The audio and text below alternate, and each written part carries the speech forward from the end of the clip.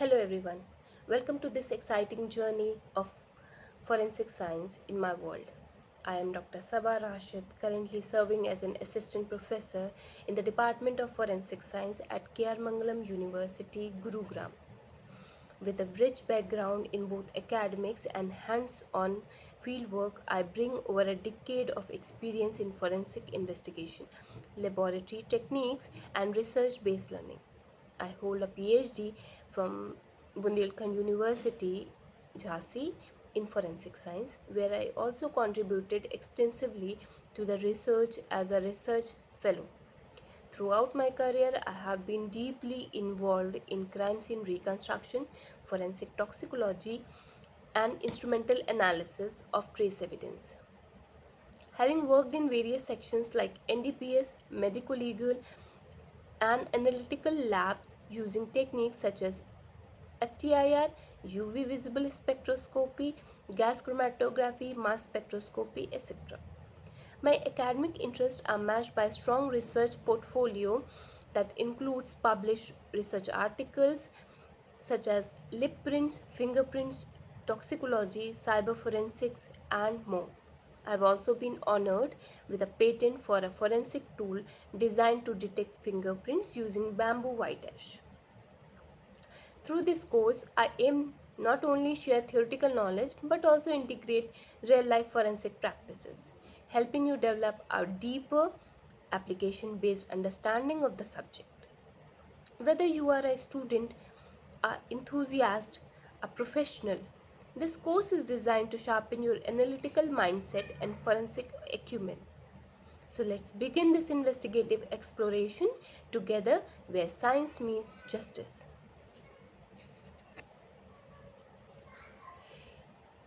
In this MOOC mini course titled Decoding the Crime Scene, Fundamentals of Crime Scene Investigation, I'll be walking you through one of the most fascinating and essential areas of forensic science. Crime scene investigation, often known as CSI, is not just about what we see in television shows. It is about following scientific protocols, maintaining legal integrity, and ensuring that every piece of evidence is preserved and presented properly in the court of law. Whether you are a student, aspiring professional, or simply someone with a curiosity for the sciences behind solving crime, you are in the right place. A crime scene is more than a location, it is a silent witness in the crime. Everything from a single strand of hair to the absence of blood can tell a story. But missteps in handling the crime scene can destroy crucial evidences, such as there are a number of cases where poor investigation or tempered evidence led to a wrongful convictions or guilty individuals walking free. That's why this topic is foundational, not just in forensic science but in the entire justice system. Let's start at the beginning, that is securing a crime scene. The first responder, typically a police officer or an emergency responder, had the dual responsibility. That is to attend victims, if any, at a crime scene or immediately cordon off the area. Why is it critical? The points arises because evidences are fragile. A shoe print in the soil or a cigarette butt, a strand of hair can all be compromised by a careless movement or even the weather conditions. A well secured crime scene has physical barriers like police tape, access log that record every person who enters or exits, minimal contact until forensic professional arrives. Think of the scene as a book. If someone rearranges the pages, the story becomes unreadable. Once the scene is secure, it's time to look at evidence collection.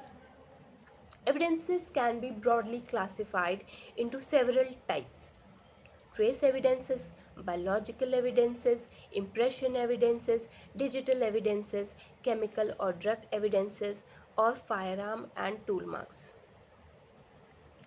Let's take into the consideration Trace evidences. What are trace evidences? Tiny, often invisible to the eye, hair, fibers, broken glasses, soil particle, etc. can be contributed into the trace evidence. Next come biological evidences. Blood, semen, saliva, skin cell. These are the evidences which may or may not contain DNA. Then comes impression evidence. Fingerprints, tool marks, shoe prints, tie marks comes under the category of evidence that are based on impression.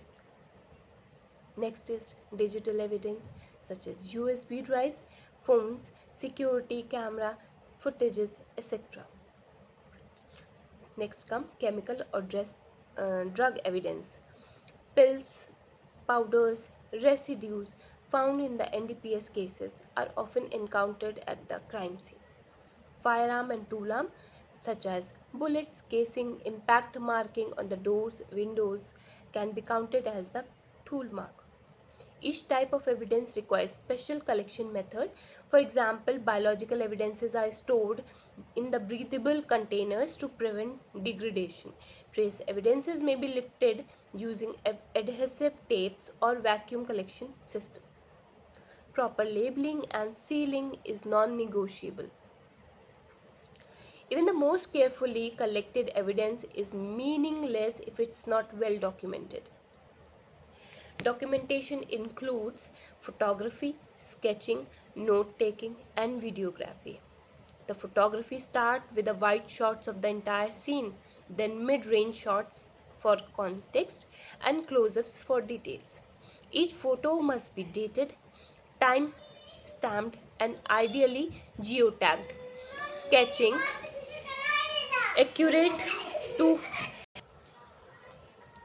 sketching accurate to scale sketches with clear labeling of evidence position.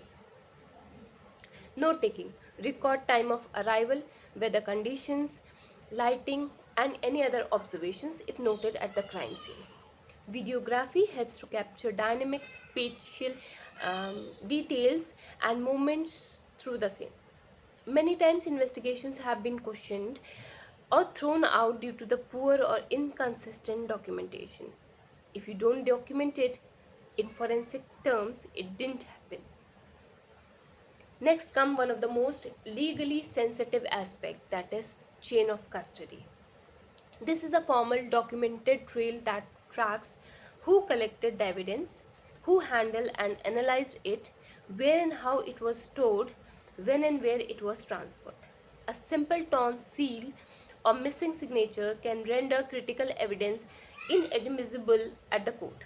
Consider this as a passport that the evidence carries from crime scene to courtroom.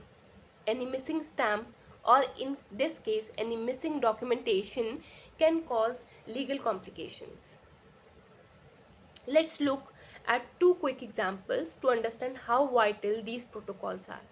First, in the Arushi Talwar case, questions were raised about initial contamination of the scene and evidence handling, leading to conflicting narratives and a highly controversial trial. In a robbery case in Delhi, USB footage was collected, but the chain of custody form was unassigned. The defense argued tampering. The court excluded the evidence. In both the cases, scene handling, documentation, evidence integrity shaped the legal outcome far more than the crime itself. So let's quickly recap what we have learned in today's lecture. The crime scene is the starting point of forensic investigation. Scene security is essential to prevent contamination. Evidence must be properly identified, collected, and stored. Documentation such as photos, sketches, notes is vital. Chain of custody ensures evidence is legally valid. Real cases shows the impact of even small errors in CSI. Every action taken at a crime scene is under scrutiny from collection to courtroom. Crime scene investigation is a perfect example of where science meets justice. This course was just about the introduction. If you are curious to learn more, I encourage you to explore deeper into the topics such as blood stain pattern analysis, fingerprint and DNA analysis, forensic toxicology, digital forensics, and cyber crimes. You can also access resources like NIJ's crime scene guides, sample chain of custody forms, mock scene practices kit. If you enjoyed this, stay connected for more forensic modules and updates. Thank you for joining me. I'm Dr. Saba Rashid. Stay inquisitive, stay scientific, and always question the evidence. Thank you, everyone.